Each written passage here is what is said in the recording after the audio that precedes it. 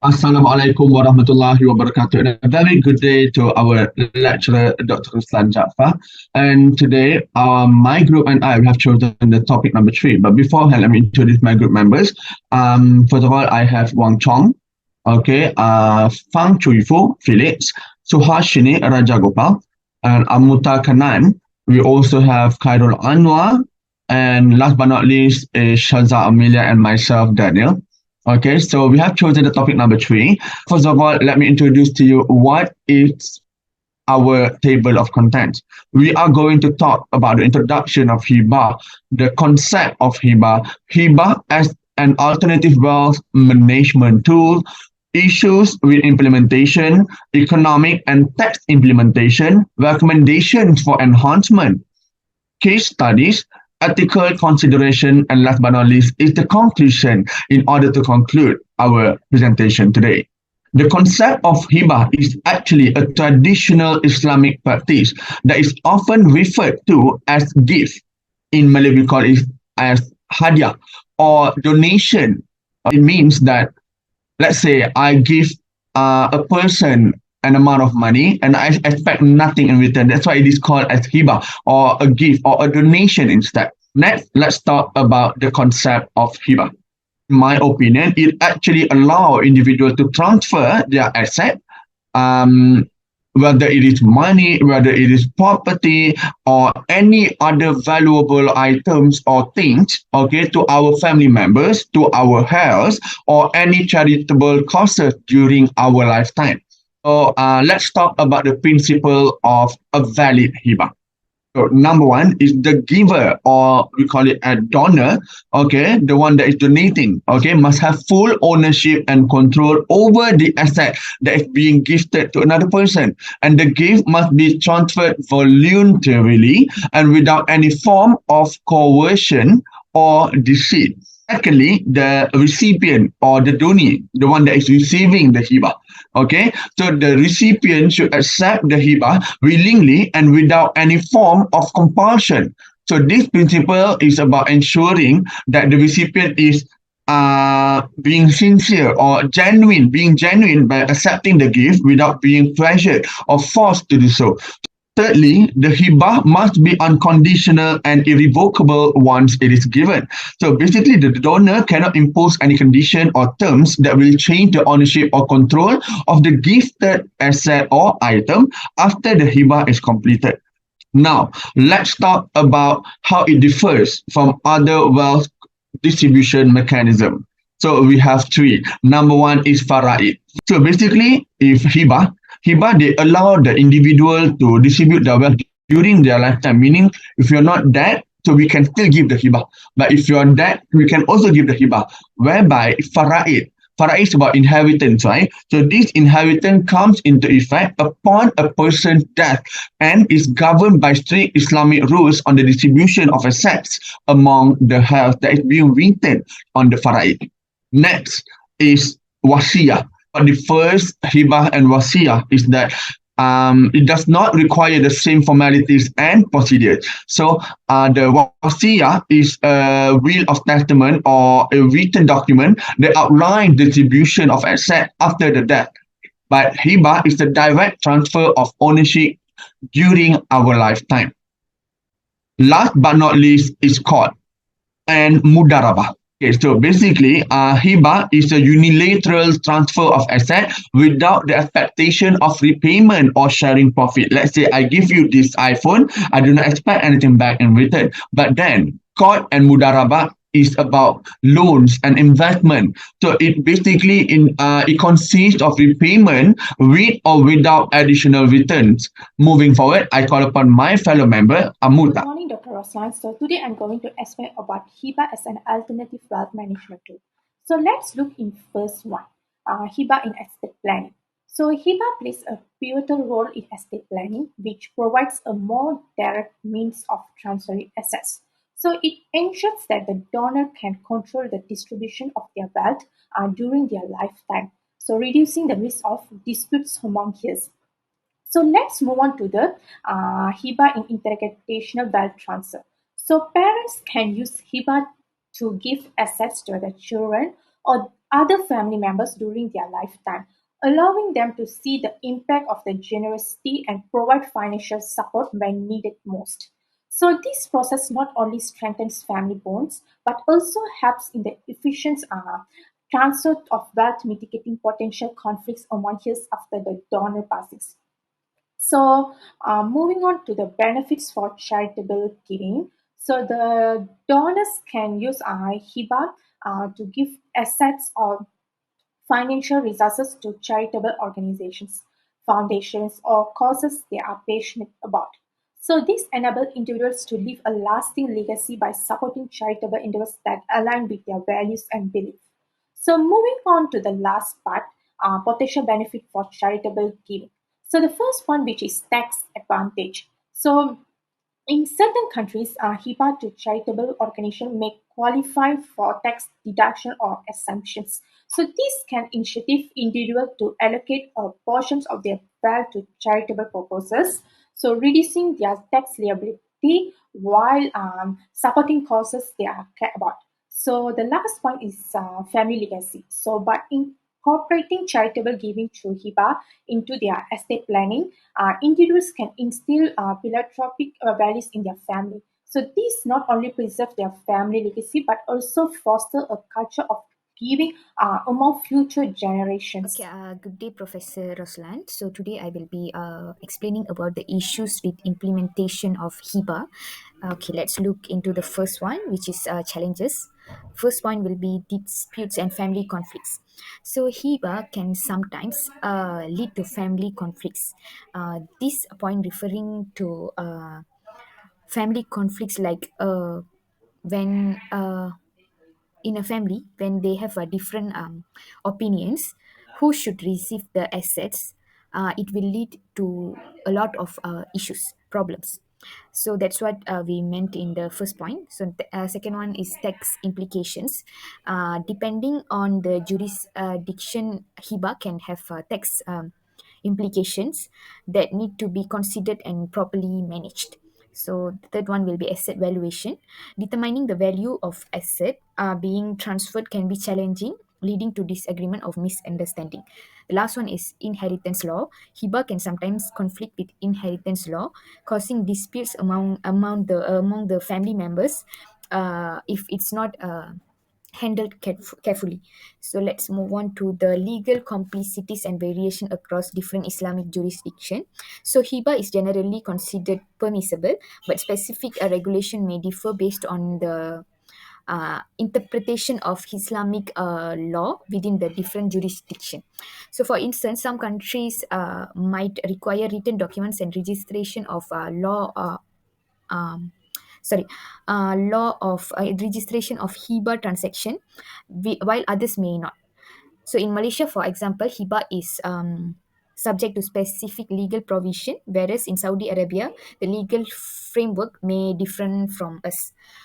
So, moving on to the last part, which is cultural and social factors plays a very important role in hiba decision. Family dynamic, social expectation, and traditional can influence how hiba perceive and practice. In some culture, hiba may not seen as a way to support children and grandchildren financially during one's lifetime, while others it may viewed as mean to address social obligations and maintain family harmony.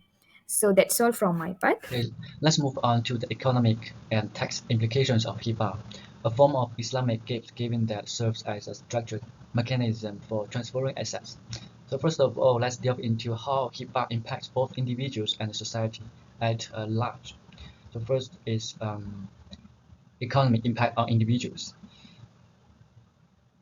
Structured mechanism, hibah allows for a structured transfer of assets to beneficiaries, ensuring that wealth is preserved for future generations. And also minimizing risks. It helps avoid family dispute and potential assets devaluation due to legal battles or mismanagement. And wealth accumulation. So it's a strategy planning. Hibah can be a part of individuals' financial strategy. For instance, parents can transfer assets to their children at a young age, allowing these assets to appreciate over time. For example, a business owner used Hibah to transfer shares to his children, ensuring business continuity. And an elderly couple used a Hibah to transfer real estate properties, avoiding probate and legal fees. So the second, economic impact on society. The first one is contributions to GDP. So, and it's also stimulating economic activity. The small transfer of assets can stimulate economic activities such as investment and businesses, thereby contributing to GDP growth. Social welfare. So Hibah can be used for charity, reducing wealth inequality and funding social welfare programs like educational scholarships and health care services.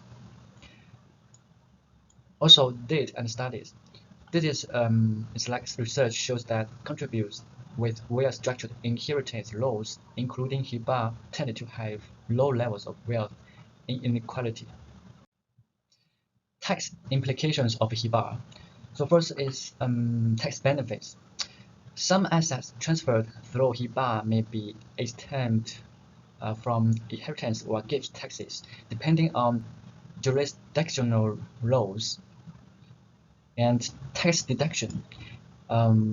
If used for charitable donations, Hibah transactions may qualify for tax deductions. And also tax liabilities.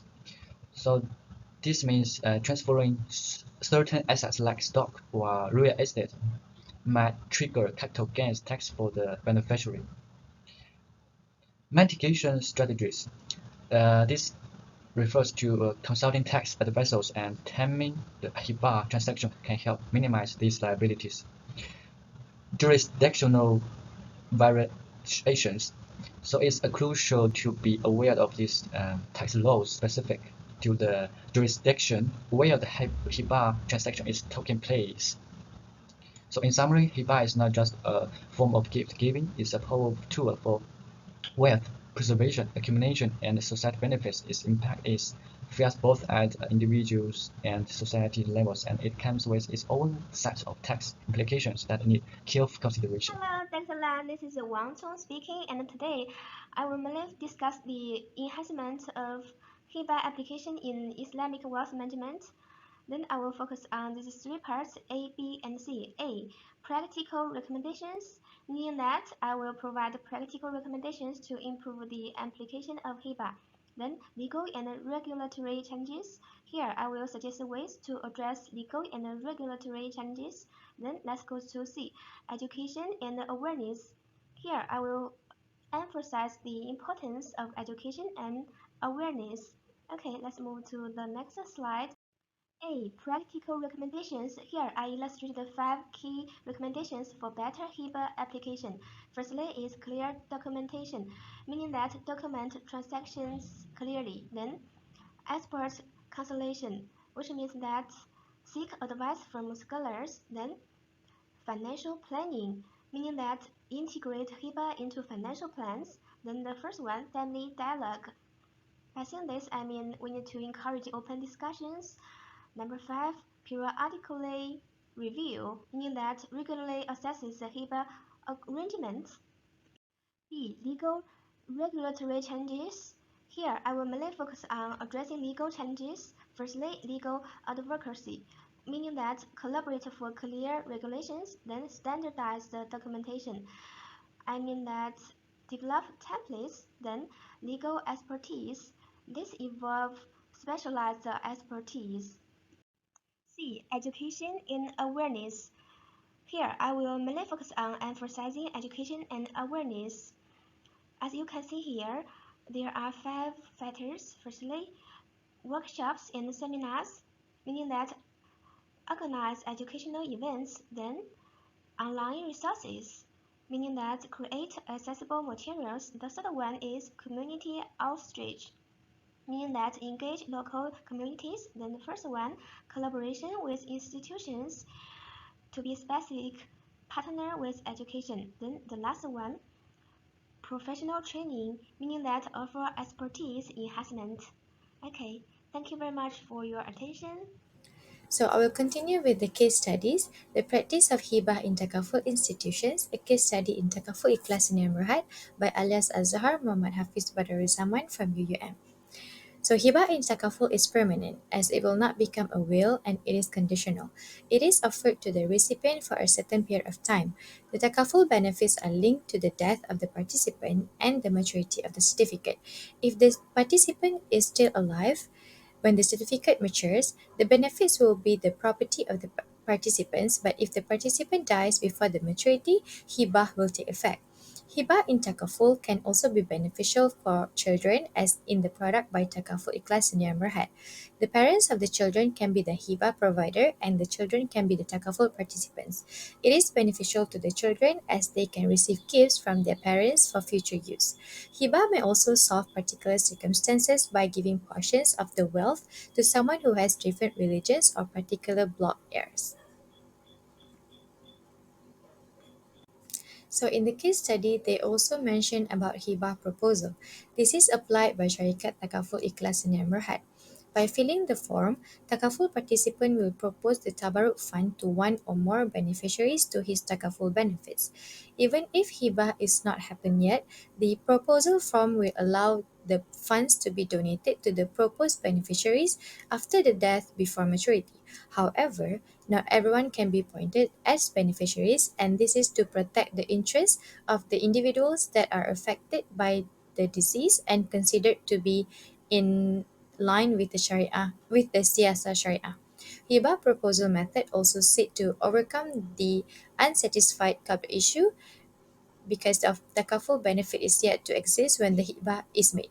So when once the contributions have been made by the participants and reach the maturity period, the beneficiaries will receive the savings or contributions along with the benefits of takaful products. With that being said, hibah practice is actually growing rapidly among people and well accepted as it can give many benefits to the participants and beneficiaries. From my own opinion, hibah with takaful is recommended as it is Sharia compliance and the practice should always continue to give benefit for both sides.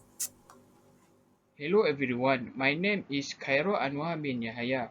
I will present my part about ethical consideration. There will be three parts. First is fairness, second is consent and acceptance, third is transparency. First is fairness. Fairness is equitable distribution. One of the ethical principles in hibah is equitable distribution of wealth. It emphasizes the importance of ensuring that wealth is distributed fairly among beneficiaries. Those with more resources are encouraged to provide for those in need, promoting a sense of social justice for them. Next is no coercion. Hibah should be given willingly without coercion or manipulation. Ethical hibah require that donors make their decision freely and without undue pressure, ensuring that beneficiaries are not unfairly influenced to accept or reject the hibah. Next is avoiding discrimination. Fairness in hibah means that donor should not discriminate against potential beneficiaries based on factors such as race, religion, gender, social status, and all the eligible individuals should have an equal opportunity to benefit from the hibah or to get the hibah. Next is consent and acceptance.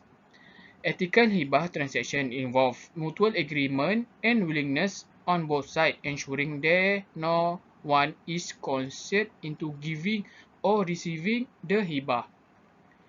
There will be a agreement based on the hibah. Next, the third is transparency. Transparency first is disclose. Transparency in hibah involves full disclosure of the donor intention and the asset being transferred. Beneficiaries should be informed of the hibah, its purpose, and any condition attached to it. This openness helps prevent misunderstanding and promote the trust between the beneficiary. Next is avoiding hidden agenda. Ethical hibah requires that there are no hidden agenda or undisclosed condition attached to the gift. Next is accountability. Donors should be accountable for the hibah commitment. They should fulfill their promise and obligate as agreed upon and beneficiaries should be able to hold donor accountable if the term or hibah are not met required for the condition. In conclusion, hibah can provide numerous benefits and challenges in paths of Islamic wealth management. Hibah will be an excellent choice because of the numerous benefits stated in the preceding paragraph. It is a chance to educate and raise understanding among the people about the importance of hibah in wealth management, in the hope of reducing the quantity of unclaimed estate they may have been used for the benefit of the society. That's all from us. Thank you. Bye.